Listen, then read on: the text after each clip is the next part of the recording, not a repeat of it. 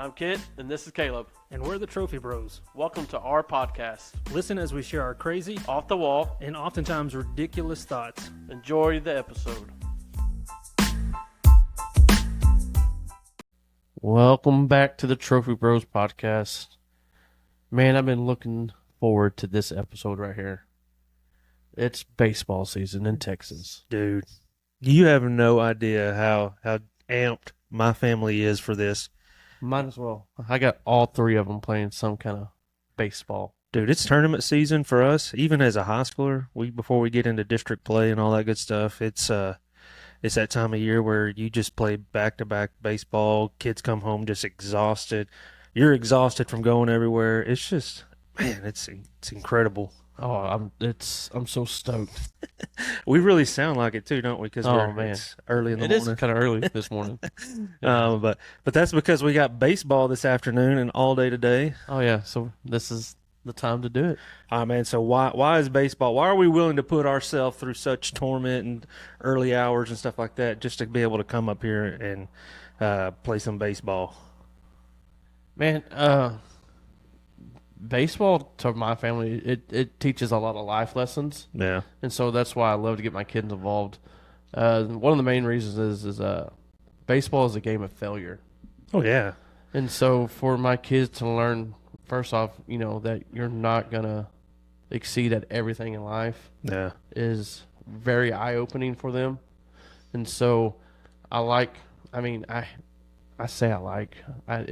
kind of a love-hate relationship. It's a double-edged sword, but I do like when my kids strike out. I do like when my kids kind of fumble the ball because it's teaching them to how to adapt and overcome for the next at bat or the next ground ball hit to us. And so, life's the same way. And so for me, baseball is a lot like life, and it teaches life skills and how to adapt and overcome. So that's why in particular, my family loves. Well, yeah, I think that you nailed it. Like, it's the adaptation. It's adjusting to life in general. I mean, it drives me bonkers when I see players, my son even more so when it's my son, third strike looking. Yeah. Well, it was outside, Dad. Well, I'm like, I don't care. The umpire called it a strike. Yeah. It's a strike. That's how you play it. That's the way it is. You need to adjust. If you strike out looking more than once in a game, oh my gosh, it's like gonna blow my mind in frustration because you have seen, and the thing that gets me too is that my son's a catcher, and so he sees it before he even gets up to the plate. Right. And I'm like, are you serious? Yeah, like, so he already knows what the ump's calling. Yeah, you know that he's calling it like a foot outside. So you got to go get it. Yeah, you're standing on top of the plate, so you can at least go get it. Yeah. And that's yes, it's a game of failure. Yes, you need to adjust. But when they don't adjust, it's like, that's the frustrating part. Yeah. I'm like, come on, guys. Yeah, so it's just, it's definitely a game that teaches patience, and it teaches character too. Yes, big time. Integrity. Like, you need to go hard all the time. Go as fast as you can. It's a game of discipline. Yeah, you can't take no plays off. Yeah, and it's just repetition. You practice, and practice. It's like I saw a video that was talking about Stephen Curry, how he shoots like so many shots a day. It's like 500 shots, and then it broke it down. I was like, that means that's this how many shots a day, how many shots a week, how many shots a month, how many shots a year. And then it talked about, well, how many shots does he take in a game? And it was like such an astronomical single-digit percentage of what he takes in a game, but yet he is still like the best 3-point. And so I say that because baseball is a game of repetition, hitting the ball off of a tee, hitting and doing some of those things, playing catch, endless amount of time working on those things. But like you say, hitting off the tee, but a lot of, like, especially kind of like high schoolers and stuff, think that's kind of babyish to kind of go back. Yeah. And so, but I've ingrained into my kids' head that, man, that's just going back to the basics. Oh, yeah. And sometimes, when you're in a slump, when you're whatever the case may be, you have to go to the basics and start over and just work on mechanics, work slowly, get back to where you were going. And so, just to have the wherewithal to know that, hey, it's okay to kind of go back to the basics. Yeah, and that's unique about baseball too, because other sports, it's like you can work on it, and football is kind of like baseball in some aspects, in that it is so much more of a team sport than basketball. Basketball, you can go and you can shoot hoops, you can work on free throws by yourself, but for baseball, it's harder to do that. I mean, yes, you can hit off a tee, but you have to have a tee Right. in that aspect. Football is similar too. I mean, you can't work on throwing passes if you don't have somebody to catch it. I mean, you can, but it's Have a trash can out there. yeah, it's just one of those things. As if you don't have to have a person in basketball to do that, but baseball is something that you have to be so disciplined and so driven to hit off of a tee. You have to be driven, Yeah, absolutely. and that's to me that's how you kind of weed out some of those who aren't as into it as maybe some of the other ones are. Are they willing to go in and work even when there's nobody else, to hit hit a ball off of a tee into a net over and over and over again, to slow down, to think about, all right, what are my mechanics? Am I loading early? Where's the ball, the tee set up in my stance to where I'm going to strike the ball? Is it in front? Is it behind? Is it out? Is it in? How are you getting your hands through? There's just so many things, and that's to me the strategy of it. And I think people, when they look at baseball and they watch it on TV, if you don't know the ins and outs of it, it can be boring. Yeah. Oh, absolutely. Absolutely. And I've heard that comment from Like, how can you sit here and watch a whole game of baseball on Yeah. TV? I'm like, because I love it. well, it's like a game of chess. Yeah, absolutely. I mean, it's so strategic. Well, especially in high school right now with the tournament season. Y'all Yeah. have to be so strategic with y'all's pitchers. Oh yeah, like, so if your pitcher can only pitch 150 pitches for the tournament, Yeah, that's like how, insane. and there's potentially 6 games. I mean, you got to have a pretty good arsenal of pitchers, deep rotation. Yeah. or figure out how to manipulate and look at your schedule. What is a potential schedule? If we win here, then who do we play here? What are their strengths? What are their weaknesses? Do they struggle to hit an inside pitch? Who do we have that can throw an inside pitch without plunking them? Yeah. I mean, it's just crazy. Yeah. I mean, and it's such a, I mean, to be a coach, it could be stressful. There's a lot to it. So, I mean, and then a lot of people don't see that. Well, why isn't this guy playing in this spot? Well, I mean, we need him at a later date to play in this position. And if we don't protect him now, then we're not going to be able to use him later. So, but it is definitely, I love just the mindset of it, and that, to me, that's what it is. I'm not physically able to play it as much as I was back in several years ago. I Back love in the playing day. like slow pitch softball and stuff like that. I can handle that. Yeah. But I get out there, like with my son, I would throw buckets and buckets of balls, and then he gets up there and throws. I'm swinging for the fences, and I'm not even getting Whipping. close. Yeah, I'm excited when I foul tip one off behind me, Right. and I'm sitting here trying to coach him, like, you need to get your back foot and like stay balanced, and I'm like I lose Big all leg kick. Big leg kick. like I lose all credibility when he sees me try to do it and then try to coach him. Yeah. That's always great. But it is one of my favorite sports to play growing up, and to coach, to watch. I mean, it's incredible.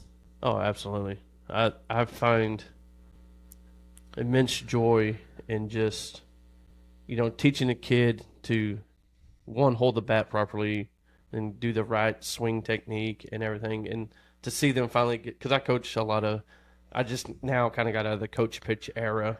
And, Praise the Lord. oh, man. A thank bunch goodness. of walks. Well, no, not Well, coach pitch. beaming them. Not coach pitch. Oh, yeah. Coach yeah. pitch. Coach pitch. Well, it's hard for you. Yeah, it's super stressful for me, but to see those kids get their first hit like off of live arms and Yeah. just hitting off the tee, and the joy on their face that means the world to me. Like, I mean, I've had a couple kids that, last couple games they finally get their first hit, and they're just, when they get to first base, they're just like jumping up and down, doing circles. I'm like, stay on the bag, It's- You're throwing your glove down. It's like, there goes my no hitter. No, but no, we're just now starting kid pitch with Cal, and so I'm looking forward to that. He's been working his tail off at the shop, doing some pitching and stuff like that. But yeah, I'm super stoked. Yeah, so that transitions into a whole different ball game right Yeah, there. It's yeah. a lot of walking, Yeah, a lot of hit Well, the batters. good thing is I've been around y'all long enough that I've kind of gone through that as well with y'all. Yeah. We're always at the ballpark together, and so Yeah. Oh, So- the kit phrase of all the batters is Oh, like, yeah. relax. Relax, Just man. relax. Relax. you got to breathe, relax, stop being so tense. Yeah. Well, and I run sound and PA stuff for our high schooler, and so I picked up a new sound effect for when our batters get hit by a pitch.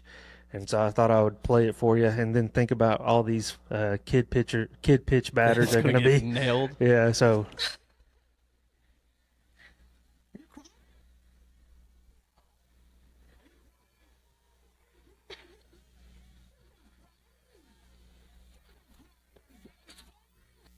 Yeah. So there's going to be some Oh, big Coach Dugan. crocodile tears coming down. Yeah. Yeah, Coach Dugan, huh? Yeah. But yeah, so if as we talk about all these players, does your son have like a specific baseball, like major league baseball player that he tries to emulate? So Caden's finally gotten back into the game of baseball, which I'm ecstatic about. But he's an Jose Altuve fan, and He's a cheater fan. no, he's an Altuve fan. Gotcha. And so, Altuve, I think, has changed the game a little bit to where size doesn't matter. Oh yeah. Yep. And so, Caden is very small. I say very. He is small for his age. That's why we call him Sparky. And so that's, he always says, Altuve proves that size doesn't matter, and that, Caden, when he does have correct technique and correct mechanics, I mean, the kid can Oh yeah. hit a ball. Man, he And, can crank it. And I've noticed, because last year he took off, transition into junior high, didn't know, schedule wise what we were going to be able to do. And so, with him hitting the weight room last year and this year, it's completely amazing the amount of strength the kid has that he didn't have, just playing travel ball year round. Yeah. And so I'm super excited about this year to see what's going to happen with that. Callan's player, well, it depends on what position he's playing, but he's always been a Joey Gallo fan, Yeah. just for the fact of he's seen Joey Gallo go through the ups and downs, and that he still presses on. But for catching wise, the guy just left my mind. Texas Ranger catcher. Jonah Heim. Yep, Jonah Heim. Yeah. He is a Jonah Heim freak. Yeah. He just anything Jonah Heim does, he's trying to imitate behind the plate. Yeah, he's good. Yeah. And he's had his struggles too coming up. Oh yeah, He's yeah, had to absolutely. wait Yeah. his turn. wait his turn, and Yeah. be that backup. But Cal, last year during coach pitch, there's no stealing, nothing like that. So, and kids are still trying to figure out how to catch the ball and stuff. And so, Cal, he's kind of like a freak of nature. He's really good at baseball, and Yeah. so I was like, Cal, you're gonna have to play a lot of first because I need somebody that can catch the ball, Yeah. But he took that role, and when we got up, he got to play some catcher, and he enjoyed it. But he's really looking forward to this year because now we have to have a catcher Yeah. to keep the kids from stealing, and so he loves the pressure. He's already working on his pop time. Oh yeah, yeah. Yeah. So, I think my son is a catcher, and so he tries to emulate a bunch of these major league catchers. And so he does like Jonah Heim, but he also goes back and he watches YouTube, and he watches like Pudge Rodriguez, watching him catch. Not only when he was with the Rangers, because that's our team, right. but Homers. like when he was with the Marlins, the Detroit Tigers. But he also goes back and watch a little bit of a Yogi Berra. Oh, yeah. I mean, just guys like that. That's not just a catcher, but that can also hit. And so when you look at those two guys right there, at the Pudge and Yogi, those guys could hit. Yeah, absolutely. Jonah can hit. I mean, Well, that too, and you're kind of watching how the game has evolved too, because Yogi caught in a different sense than Pudge. Yeah. Jonah's definitely catching in a different sense than what Pudge did, and so you're kind of seeing the evolution, I guess, almost in catching, and so you can kind of see what works and what doesn't work, Oh yeah, especially with like pop times and stuff like that. and then how you How do you come frame it? and coming up to the ball to catch it and pulling it back in, and even I still don't know how I feel about like the leg laying out, like flat leg and catching and all that kind of stuff. Yeah, But to me, it keeps you from being able to have a good pop time. But I know there's situations in which you do it, situations in which you don't do it. I don't know. I just don't know. what I gather, it's when nobody's on base, Oh, is yeah. when the legs out. Yeah, and there's probably some good advantage to it that it probably saves your knees. Yeah, rest your legs a little. But I still don't know. I'm still like watching Pudge. I grew up watching Pudge, so that's my guy who I watch. Pudge and Juan Gonzalez. Oh and yeah, Ruben Will Clark. Ruben Sierra. Yeah, Oh my goodness. Rusty Greer. Yeah. Bunch Yeah. of homers here. Yeah. All right. So as obviously, we talked about what is your favorite team. It would be for us. It would probably be the Rangers. Yeah, Texas Rangers. I know my father-in-law is a big Houston Astro fan. We had dinner So with is him last Caden. night. We were talking trash. But for us, we're blessed to live in a state that has two teams, and both of them have been successful here within the last decade. The Rangers just won the World Series, so we're Whoop, pumped whoop. about that. But as you go to different ballparks, which would be like think about the ballparks that you've been to.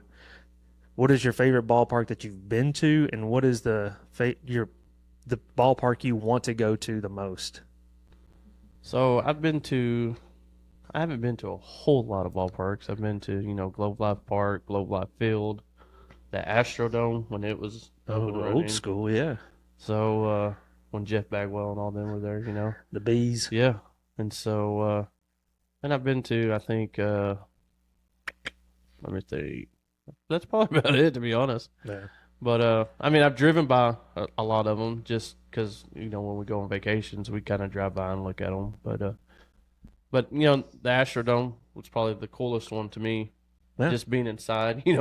Way back in the day. Yeah. And so, funny story is that when we went there, it was during the baseball lockout, and so you really didn't have all the big wigs playing and everything, and so my dad's like, let's buy the cheapest ticket, and no one's there because nobody wants to go see all the scrubs play. Yeah. And so we make our way down to the bottom, right? And so we're sitting, I'm talking like 2 rows back out in right field, and we're thinking we're high cotton and everything, and and my mom, she has no care in the world about being there, and she just falls asleep in her chair, and I'm talking a home run gets hit, and it bounces and it hits right underneath her chair.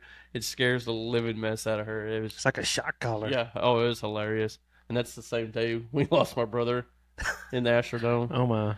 Yeah, so my dad took me to the restroom, and my mom turned and said, "Here comes Clay. He needs to go." And well, we didn't hear him, and so Clay just goes and starts walking around the foyer there, and Dude. we finally found him. But anyways, but no, the Astrodome probably. But the one I would like to go to would probably be Fenway. Yeah. I would love to go inside the green wall and just see, because they say, and I've seen a couple pictures, but they say, like first timers get to go in and sign the wall, and just to see all the all time greats from the past, and just see the signatures and see how thick probably those marker walls are. You know what I'm saying? Like, Yeah. because there's got to be hundreds. Yeah. Well, there's so much history around that stadium. We went right after COVID hit, and it was still locked down. We actually had tickets to go, and then when COVID hit, they ended the season that year, and so we weren't able to go. And we were thinking we're going to at least go on a tour. Yeah. And so no, they wouldn't even let us in. Like we were lucky to get into the fan shop to be able to buy. We bought a jar of dirt from. I think we brought it Yeah. back and gave it to Yeah, we to got Caden. yeah, we have that. But yeah, but there's so much history even around the outside of it. We saw all the statues and tributes and stuff like that. It's just incredible. Like you see the famous big triangle sign out Yeah. in the field. I think that'd be amazing. Yeah, it was cool. It's not really as close as you think it is when you're watching it on TV. It's actually across the interstate. Really? Yeah, Wow. it's crazy. But yeah, I would love to be able to go back and see that one.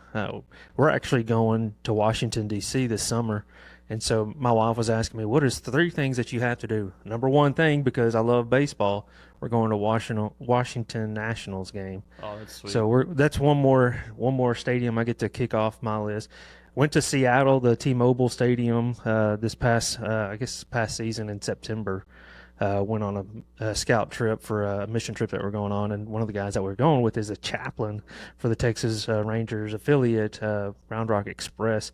So he got us tickets. I mean, and we were right there behind home plate, probably about maybe a dozen rows back. But man, we got to watch the Texas Rangers play the Seattle Mariners, and that was cool. It's a cool stadium, and it's one of those things that when I watch it on TV, all of these stadiums look massive. Oh, and they are to a degree, but this one just felt like it was a little bit more confined.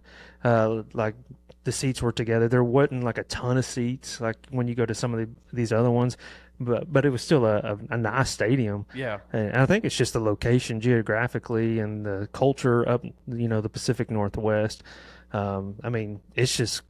That's what Alan said about, is it Budweiser Park? Yeah, St. Louis? St. Louis, yeah. He said it's the same way. He Yeah. said like their third level is like the first of our second level. Yeah. So it's like very compact and tight. Yeah, and they do some pretty cool things there. Like when we went, I'm used to going to the Rangers ballpark, and then you buy like an $8 drink, and that's small, and you have to ask for it with no ice and stuff like that. And then everything else, I mean, everything is so expensive. There at the Seattle one, they gave you a cup, and they had like open fountain drinks. Oh, So it was like, that's the way to do it. yeah. That is, I mean, you may have paid, like I may have spent $15 on a cup, but I was able to go back. It's better than I was getting like 4 or 5 refills throughout the game. And That is nice. yeah, and I thought, man, that's pretty cool. And I got like a $15 dog food scoop. That's what I call the cups because they always wind up in my dog food bin. Yeah. And all those, But but there's just also some other parks that are just, to me, that are eye catching. Yeah, And that's like kind of like Miami. yeah, Miami's pretty cool. Yeah, they got a sweet park with the pool and everything. Yeah, I like Houston because they got the train that runs through. yeah, that's Colorado. I like the Rockies back in the back. yeah, the trees. Oh, Yeah, and then I mean, like the Angels, they have like that waterfall with coming over the rock. Yeah, I mean, just stuff like that. That's kind of just eye catching, like Yeah. eye candy almost. You know what I mean? And so it kind of draws you in, especially when you're watching it on TV. You're like, oh, that's a pretty sweet park. Maybe I want to visit. Yeah, that's kind of like, I think Kansas City was kind of the go-to place that kind of started that. Yeah. They had the waterfalls coming down. Then the Tampa Bay had the Devil Stingray Rays, pit. yeah, the Stingrays, and the Arizona Diamondbacks were kind of the first one to have like a swimming pool that you Yeah. could kind of go and lounge in and watch the game. Yeah. I mean, so things like that, those are cool, and it's just neat to see how they're evolving and creating a stadium that's going to be more user friendly for the fan. Yeah. And it's drawing them in. You're going to get more people who don't get baseball. You get them with those kind of things that draw them in. And I think there is a trend that is being more fan driven in Georgia, and it's called Banana Ball. The Savannah Bananas and the Party Animals. It is I think it's a neat and great way to get people who maybe think, like we were talking about earlier, that baseball's a boring game. And bring them in and draw them in to be part of that game. And they have some pretty interesting rules. I think we talked about it earlier. I think your favorite rule was if a foul ball was hit, if a fan catches it, it's an out. Automatic out. Yeah. Yeah. And that's, I mean, you see all these great catches like at these, like when you do go to Globe Life Field and the Astro game or whatever, you see these fans just make these spectacular catches. Like everyone's probably seen the YouTube video of the guy holding the baby Yep. and his beer, Yeah. catch a foul ball with his bare hand. Yeah. And it's like, that should be an out. That should be a couple of outs. Yeah, I mean, And that guy should get a save contract. this baby. Yeah, should get a contract to be able to play, at least be a bat boy or something. Yeah, something. Yeah. And Yeah, so- so that's a cool rule. Have you ever been to a major or minor league and caught a foul ball? No, super close, but it's Yeah. been a couple seats away. Uh, And I'm just not one that's going to lay out over seats. oh yeah, I'm not either. I have at a minor league game caught a line drive foul ball With your bare hand? it was with my bare hands and a program. Oh. Yeah. So it was we lived in Tulsa, and so we would go to the Tulsa Drillers game all the time, and we sat behind the first base dugout, probably about 15 rows up, and there was a bunch of like sorority girls sitting behind us. They had no interest in really even watching the game, but it was probably sorority night at the ballpark, and so there was a foul ball that was just lasered. It was before they put all the nets up and all that kind of stuff. It was just lasered, and if I could have let it go over me, and it would have nailed one of those sorority girls. Oh, man. And there would have been, but then I probably would have been wearing. I would have been wearing beer, and I probably would have been wearing some of their blood. But More than likely. yeah, and so I stood up. There's no telling what you would have been called. Yeah. I stood up and I had like one of those, just a small little freebie program that they give you when you're walking in that you can keep the score in and all that kind of stuff. I stood up and I caught it and trapped it with my bare hand in the backside of that program, and everybody was just kind of looking. It happened like in an instant. I just popped up, caught it, and sat back down, and everybody was like, "What just happened?" Like those girls behind me Didn't even see the ball. Those girls behind me had no fat clue. They were looking at their phone. They were probably texting each other as they're sitting next to each other. They had phones back then? Yeah. I'm not that old. And then I had one of the ushers come down and was like, "Oh my gosh, that was incredible." And then I had like the first baseman, I forget who it was at the time, was like, "Pretty good catch. Does that count?" I wonder what you would do if you caught like Josh Hamilton's bat that time. If he threw it in the dude. head. No, but they did. They made it. They made it. To me, at the time, it didn't seem like that big of a deal, but they made it sound like it was a great big deal. And I guess as it was, if I didn't do it, it would have, like I said, Hurt somebody. smashed somebody. Sure. So, but I've caught that one. That's it. But I've always wanted to catch one at a major league game, like at the Rangers or something like that. So. Yeah. Anyways, back to the Savannah Bananas. Yeah, Savannah Bananas, dude. They have some of their other rules are like you can't step out of the batter's box. If you do, it's an automatic strike. You can't bunt. You can't bunt. If you bunt, even if you score up to bunt, you're ejected from the game. Ejected. Yeah, not an out. Yeah, ejected. You're gone. Yeah, it's crazy. And I'm thinking, do I like that rule or do I not like that rule? I'll tell you what rule I do like. That's the pass ball rule. Oh, where you can steal first on any base, any pitch. Yeah, any ball. Yeah, that's one of the rules. You can steal first on any pitch, even if the catcher catches it and you think you can beat him. Yeah, you can go. But if a ball gets past the catcher, you're free to go. And it's not just stopping at first. You can steal and go to second base. Yeah. If you wanted to. For some reason, it just goes crazy back there. Ball explodes. You can do that, but. Also, I definitely. I mean, just think of how much that would change the game. Yeah, like in high school for sure. Like how many pitchers kind of get up there with no really decent warm up and they're throwing crazy. Oh yeah, and it's just like, but yet on that third strike it's like dialed in, But first two pitchers are wild. Let's run. Well, it speeds up the game. And that's the other thing. They have a 2-hour time limit on the game. So there's no mound visits. If the pitcher's struggling, it's like you gotta figure it out. Yeah, you make it happen. And I do also like the score rule. Like you can score 15, 14 runs. It's skins. Yeah, you play for skins almost.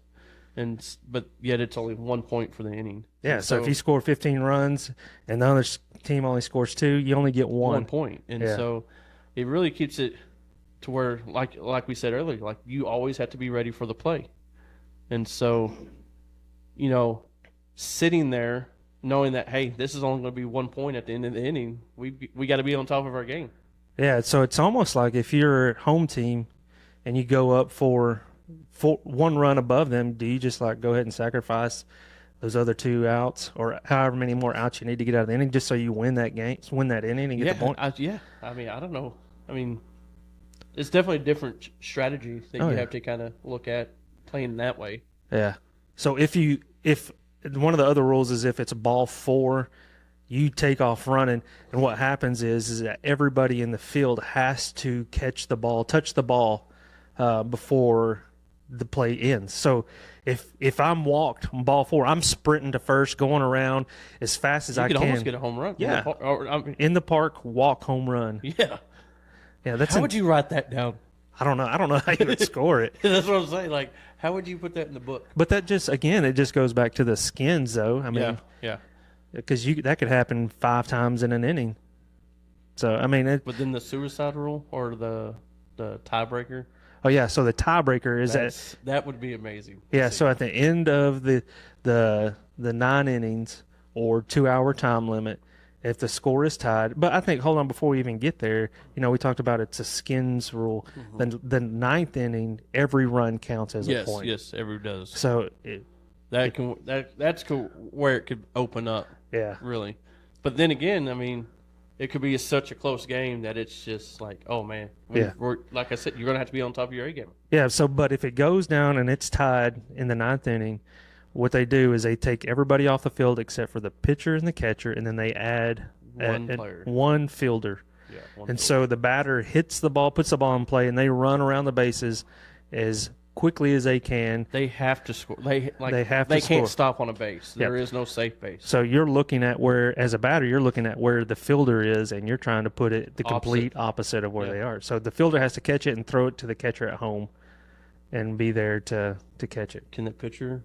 What if he hits a little dribbler back to the I'm pitcher? not sure if the pitcher can do that. So I'm wondering if it has to be just that one fielder. Okay. I mean, what is some of the other rules? I'm trying to remember. Well, we kind of went through a lot of them.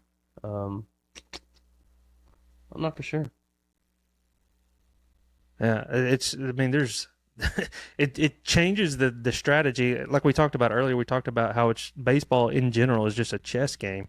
You add some of these crazy things, it's almost like it's a circus. You have Savannah Banana and you have the Party Animals are kind of the two teams that play each other. But even though they play each other pretty regularly and consistently, when you have all of these rules, it changes. Like in everything, it's geared to be entertaining. And you have a lot of retired MLB players that kind of go, like I've seen Hunter Pence suit up for him. I've seen John Cena out of everybody suit up for him. And just, what's his name from? It was one of those little boy band. NSYNC, wasn't NSYNC? What's that other one? Backstreet Boy. One of the Backstreet Boys came. Really? Yeah. It's like I want it that way. But I think with the they say a 2-hour game time limit, but they are so fan oriented that it takes another hour to hour and a half after the game for everyone to finally kind of disperse, because they are out in the crowd signing autographs for kids, just like on both teams. Then they're just out there being fan oriented, and I think that's where a lot of these people are kind of getting that itch to go. And it's because they are so fan oriented, they are so geared to the entertainment side of it, that's you're getting little girls going with their dads, and the dads are actually able to watch a baseball game, but the girls are getting the entertainment side of it. Yeah. And I think that's bringing a lot of families close together for that bonding experience that a lot of families need and want. Yeah, they're in the stands. Like watching some of their videos, they have walk-up songs to where they're out in the stands. Yeah, they're walking down the aisles onto the field and engaging with the people in the stands. And, it's fun to watch them. And it's so well choreographed and practiced. I mean, I can't imagine, all right, I got to go into baseball practice and work on my dance moves. Choreograph this for tonight's game. But I got to go early because I got to get on my stilts. Yeah. Stuff like yeah. that. Well, I mean, and it's such a love affair almost for baseball. I hate to call it a circus because saying it's a circus kind of makes it sound like you're degrading the game of baseball. But it is. It's so entertaining. It's like Barnum and Bailey Circus. Yeah, absolutely. Meets baseball, MLB. And you have like legit really good baseball players that are playing the game but love it and want to draw people in. You look at all of these Major League Baseball or Major League sports, and their goal is to bring in more fans and more fanfare. Like you have the All-Stars, you have all this. I think the Savannah Bananas are doing their part to bring people and draw people into. Maybe we should like bring them into the All-Star game. Oh, I think You know what that'd I'm be saying? great. Like, yeah, like a Friday night, Savannah Bananas play the All-Stars. How Yeah. awesome would that be? Buy banana rolls. yeah. That would be awesome. No, Well, I watched the interview the other day, and it was asking a bunch of questions like, "Is it scripted? Is it this? Is it this?" And the guy was like, "No, like we're here to play baseball, Yeah, but the scripted part, dance moves. That's about as scripted as we get." yeah. He goes, "But the actual playing the game, there is no script. There is, He goes, to be honest, Party Animals have won more games probably than the Savannah Bananas, just Yeah. because But like I said, I think they're just bringing the joy of baseball to everybody in a different form. Yeah, baseball is considered America's favorite pastime, and I would say for the longest time it really wasn't. Yeah, But I think that Savannah Bananas are really trying to bring that back and Yeah, making that a absolutely. true statement. so I know we've talked about ballparks. I know we talked about Savannah's, bananas, and that's kind of a food. So, what's your favorite ballpark food? Man, I like a good nacho. The Like, helmet nachos. The helmet Oh, nacho, like with man. the brisket and not just like the traditional yellow cheese, but like with the white queso, Yes, the yes. pico. I mean, Yeah. I'm not a big like jalapeno pepper, but I do like a little bit of pico. I always call so when I was kind of getting out on my own, they were the Robbie Ross nachos, and so that's what I still call them, the Robbie Ross. What's in a nachos. Robbie Ross nacho? The brisket, the helmet, Oh, yeah? the white queso. That's when Robbie Ross was here, and he was one of probably the first relievers to come out of the bullpen. Yeah. And so they just named it after him, and so that's. Me? But like when me and the kids go, like because everything's so expensive, especially at Globe Life Field. It's we'll share a big old boomstick, Yeah. and so that's probably our second thing that we go to. But yeah, nachos and boomsticks, man. Yeah, there's so many varieties of the boomstick too. I know our kids, we've done that a couple times too, but they even have so many different. They're always coming up with something different. Crazy too. Like you think, like you go to the fair and you have fried Twinkies and Snickers and stuff like that. They have Fried Oreos. all those things like that. But now even at Globe Life Field, they're bringing in some more traditional style Yeah. restaurant. Like Whataburger is going to be. Yeah, I saw that And yesterday. then Golden Chick and stuff like that. What is it? The barbecue place, Dickie's is there. Yeah. So I mean, you have some of those places that are like that. But if you just want some traditional, old school ballpark, you can't go wrong with a hot dog. $1 hot dog night. Yeah. Man, Man. you throw down some $30 worth of dollar hot dogs. For your family, and Yeah. boom. But I like because I grew up in East Texas. There was a barbecue place called Bodacious Barbecue, and as a kid, I would tear up some sloppy joes from that place. And there's one right behind the ballpark here in Arlington, and so like there's a special night where you can go and you can get like $1.25 sloppy joe. It used to be like $1 sloppy joe, and I would go and I would always tell my wife, like, we're just going to buy like 30 of these. We're going to go and sell them at the ballpark.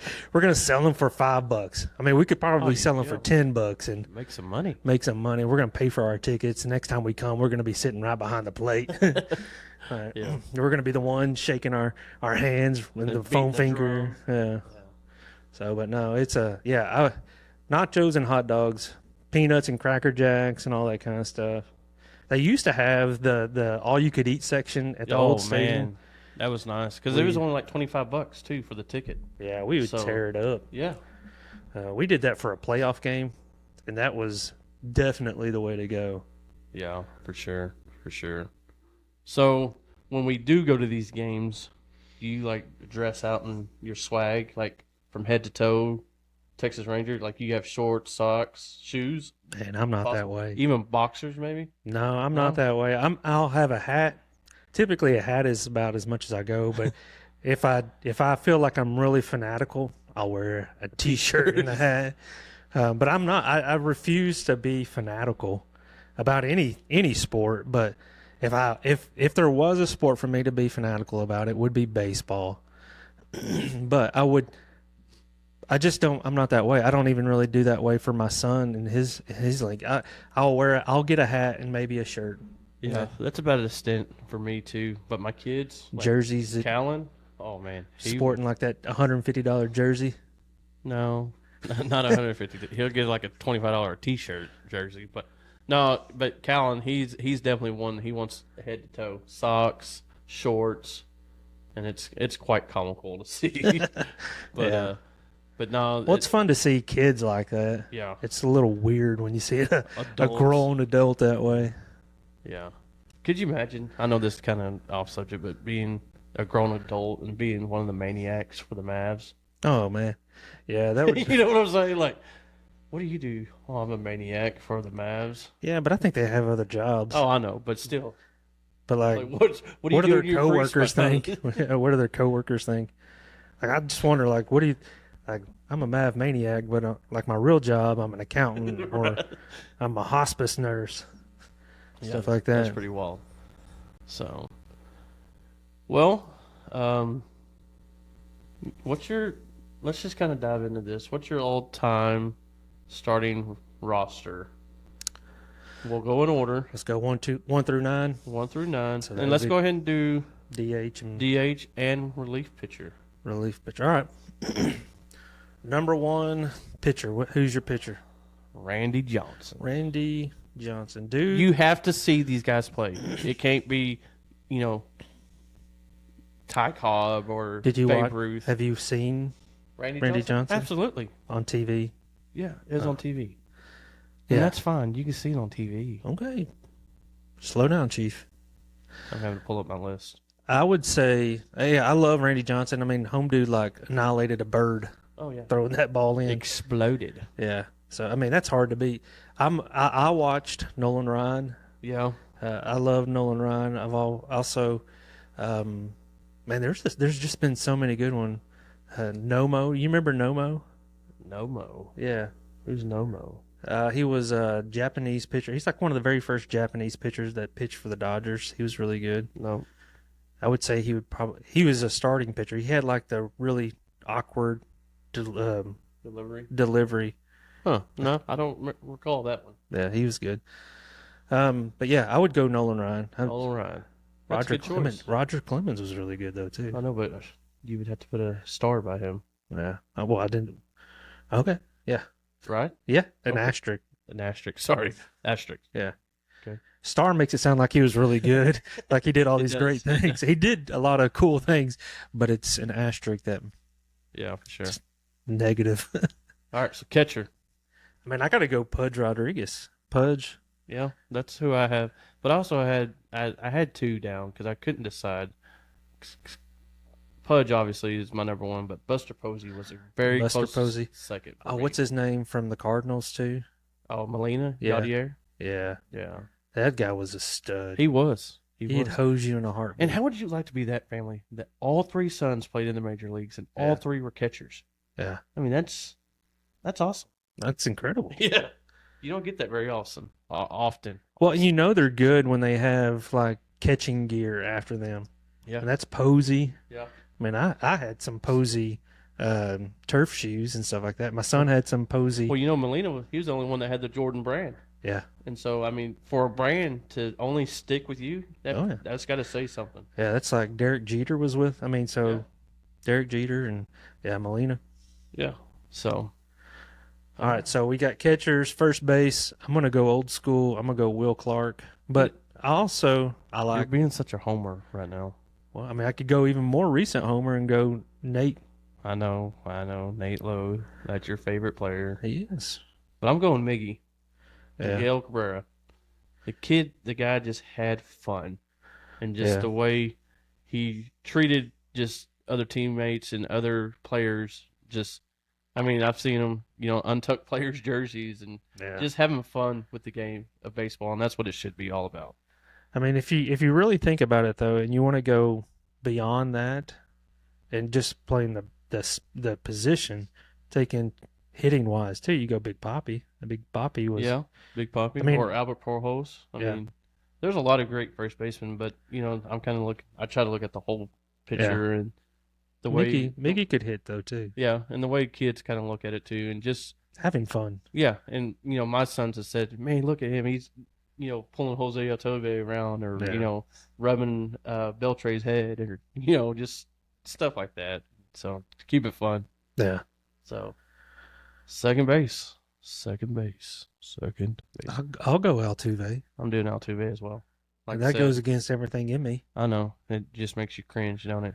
because He's not a cheater, he's an Astro. but That's basically the same thing. But like I said, he's kind of changed the game, and I think another player too, being on the homer side, is Kinsler. Yeah. Kinsler was kind of a smaller guy, and just he still had the power and everything. And to me, I guess that's why Caden loves to play second base and to be the small kid. But yeah, Altuve for sure. I mean, you look at who the Rangers have as a second baseman now. Remember who it is? I have no idea right now. I was wanting to say Simeon. Oh yeah, Simeon. I Yeah. was wanting to say Odor, but I was like, that's totally wrong. Simeon's good. I mean, he hasn't Yeah, always he is been. good.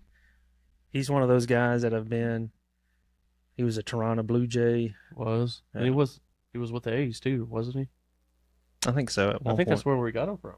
Was the A's? I thought. Yeah, I think so. So yeah, but yeah, no, he's kind of a smaller guy, and he's jacking home runs like crazy. All right, third base. Third base, Beltre. Beltre. Yeah, you could go Beltre. You could go Alex. I'm not going Alex Rodriguez. I'm trying to think of like you could go them in their prime. Like No. go Cal Ripken. Yeah, Cal Ripken, but I But never saw Cal Ripken. He was play. more of a shortstop in his prime though, so I Right. think I'm gonna go shortstop with him. But I'm going with who I've seen, Yeah, and it's Beltre. yeah, The kid, like I said, the guy had fun. yeah. I mean, watching him and Elvis play side by side, Yeah. what's so much joy just playing the game. I mean, Yeah. how many times did we see, one of them's acting like they're catching the foul ball and the other one catches it, or Yeah, whatever. absolutely. And when Beltre moved the batting circle and got tossed, I mean, Yeah. just stupid stuff like that. Yeah. Just- Yeah, and then the next night, the promotional giveaway was a mouse pad in the shape of a batting circle. Yeah. yeah. So Like even though mouse pads aren't even used now, yeah. anymore, like, So that's- we're going to use that. All right, shortstop. I gotta go Kyle Ripken. I watched him. Dude was a beast. Well, I got to go the El Capitan. Yeah, Derek Derek Jeter. Yeah, I give you that. He's good. Oh. So Absolutely, one of the greats. I just like Kyle Ripken, just the most durable, consistent. Yeah. I mean, I see it, but like I said, I mean, I've seen highlights and stuff. So, Yeah. I mean, but I never watched a game with him Oh. playing short. I I've loved seen it. him play third, Yeah, but not short. I loved it when he broke the record and Yeah. just walking around. I mean, just I did see the video of where like he was like in his last All-Star game, yeah, and A-Rod moved third and moved him to short, and that was a pretty magical moment, I guess, if you were a big Cal Ripken fan. And so I thought that was just yeah. cool and honoring to Yeah. him. So Respect. yeah, for sure. All right, so left field, right? Yeah, left field. Left field. I'm gonna have to go with my man David Murphy. I know he's not a stud or anything like that, but the dude was very consistent. Yeah, I mean, when you needed a base hit, there was, to me, when David Murphy, I was like, all right, here we go. We got the base hit now. yeah. Like, I never worried about him striking out a whole lot. You know what I mean? Yeah. I mean, it's going to happen. He has. He's gone through a slump or two. But, I mean, he was very consistent. He gave his all, and he was a Christian man, Christian values. And so, I think he still is. yeah, he is. I said he was, wasn't he? But yes, he is a Christian man of Christian values, Christian Yeah. morals, and so that's always positive to see. Yeah. So, and he's not afraid to speak it, Yeah. and so Walk up song. yeah, and so my kids really kind of looked up to him too Yeah. in that aspect. That it's okay to still be a professional and to share your faith. Oh, yeah. Yeah, and I loved him too. That was probably one of my son's favorite. And when he played, he was definitely one that we loved to watch, and you just respected him just because the way he carried himself. Oh, absolutely. He cared for other people's. He wasn't a selfish player. So I'm a little bit older than you, and so not by much. So I would put Ricky Henderson out in my left field, just because the dude Ricky. dude was fast. Fast as lightning. I mean, stole bases like crazy. Could track down any baseball. So Oh yeah, for sure. I would put Ricky Henderson. Ricky Henderson. Yep. All right. Nice. Center field now. Oh, I know yours. This is easy for me. It's easy for me too, and it's not the same one. But mine's the kid, Ken Griffey. Ken Griffey Jr. Yeah. Dude was phenomenal. Yeah. He could just fly. Climbing over walls, Man. catching balls, And it pranking them out. yeah, but when he would track down a ball that was, that you would see most players struggle with, it's like he just made it with ease. Oh yeah. I mean, the kid, oh man, it was amazing to watch. It really was. Yeah. Well, like I said earlier, I'm a little bit older. I know. Going Bo Jackson. Bo knows. Bo knows. Bo Jackson. Oh my gosh. Has a Freak of nature. cannon.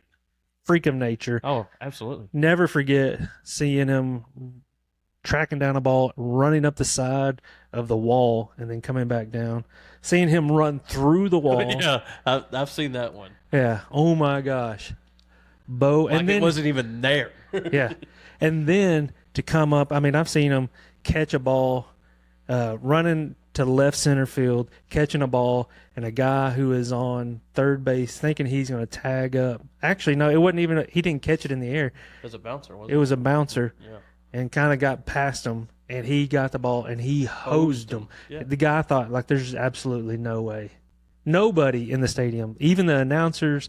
I mean, I think even the umpire was probably shocked. Like, "Oh, I got to make this play. I got to make this call." Yeah. Hosed him at home plate. Yeah. Yeah. Man, just incredible. And he was super fast. And he played other sports. I mean, just Just a multi-athlete. He was- I mean, he was a stud. yeah, I mean, there's no other way to put it. yeah. And so, all right, right field. And this is the one I struggle with. I would put. Oh, not me. I probably put Rusty Greer. Right field. See, Rusty Greer was my left fielder because that's when I just watched him play. Yeah, It wasn't left field, but I'm going Ichiro. Ichiro. Yeah, Talk about another consistent guy. yeah. He had a cannon. Oh, dude. Inconsistent, like could throw the ball where Anywhere, he wanted. Yeah. Where he wanted, and You know, he's laser still it. pitching in the Japanese league. Like he's pitching, That doesn't surprise me. and like, Freaking nature. and he's pitching like 87-mile-an-hour fastballs, and Yeah. he's like 54 years old, and he's lasering them in there at 87 miles an hour. yeah, That is amazing. But no, Ichiro, he was fun to watch. Yeah. Man, just the way the fans interacted with him as well. That Well, was and he always- drew in a It's- completely different oh. culture, the Japanese culture. Yeah. I think he was one of the first ones to do that. Yeah, and it's crazy because like I remember going to Globe Life Field and Globe Life Park, and when we played the Mariners, just the amount of Japanese people that showed up. I'm like, I didn't even realize Texas had this many Japanese people. They all came. Yeah. And that's why you have like Japanese culture nights Yeah. and stuff like that. Yeah, it's crazy. Yeah, and it's great. I mean, it's incredible to see all of that. Now you see more and more Japanese players being drafted and being pursued. You have higher end Japanese players than you have higher end U.S. players. Absolutely, and that's why a lot of players from the U.S. are kind of going to the Japanese route too. Yeah, And that's just, when they're struggling here, they kind of go there and get back to the basics Yeah. and kind of start fresh. And, like Trevor Bauer's over there right now. Yeah. And so, and I think he's getting to the point where I think he's looking to come back to the major leagues within the next year or so, next season, yeah. hopefully this season. And, but yeah, I mean, it's just, He has some other hurdles I think he has to get over, but yeah. athletically wise, I think he's right there. Yeah. Oh, yeah, absolutely. But, anyways, moving on. DH. DH. Oh man. And this was kind of hard because, like, you have all these DHs that kind of, they have positions that they played in their prime. Yeah. And so it's like, man, do I list him as a DH or, like you said, like Big Papi, he's my DH. Yeah. And so, like, but yet he was a pretty great first baseman as well. But I'm going Big Papi at DH. Yeah. Not playing a position, but just DH. Yeah. I'm trying to think who I would put.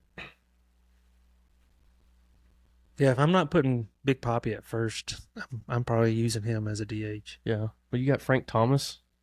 I mean, Frank Thomas was another just big guy that could belt home runs like crazy. Yeah, absolutely. I mean, He Nelson was- Cruz as a DH. That's not a bad choice. Yeah, Nelson was a little bit streaky for me. Yeah, he is.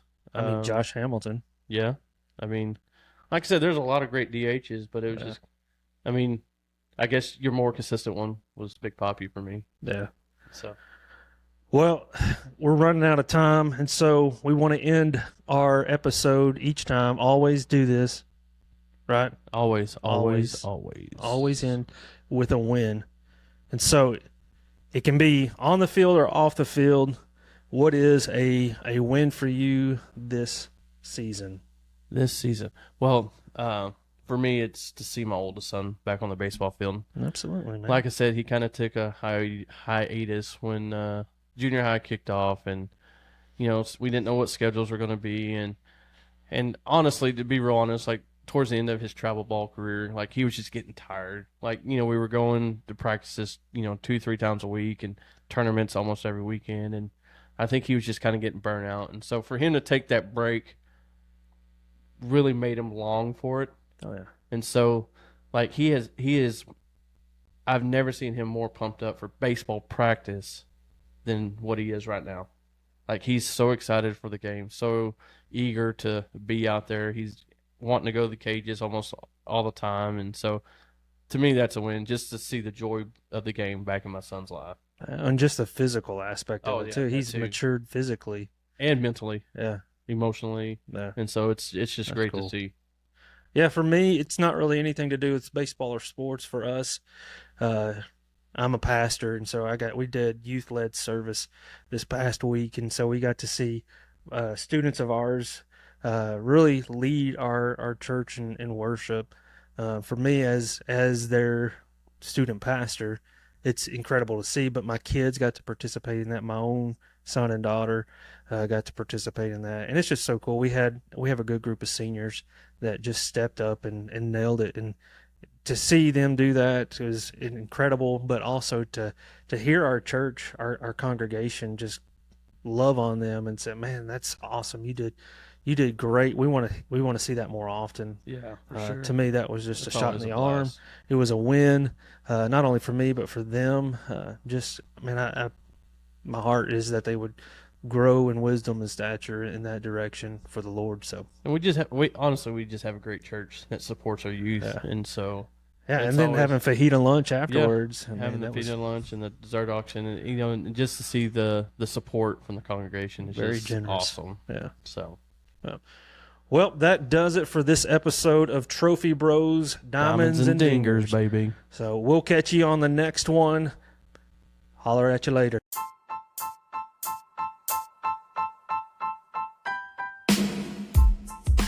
Thank you for listening to Trophy Bros. You can reach us through email at trophybrospodcast@gmail.com. Make sure to also check us out on Facebook. And if you like our podcast, make sure to like, share, follow, and rate us. We're the Trophy Bros, and we'll catch you next time. See ya.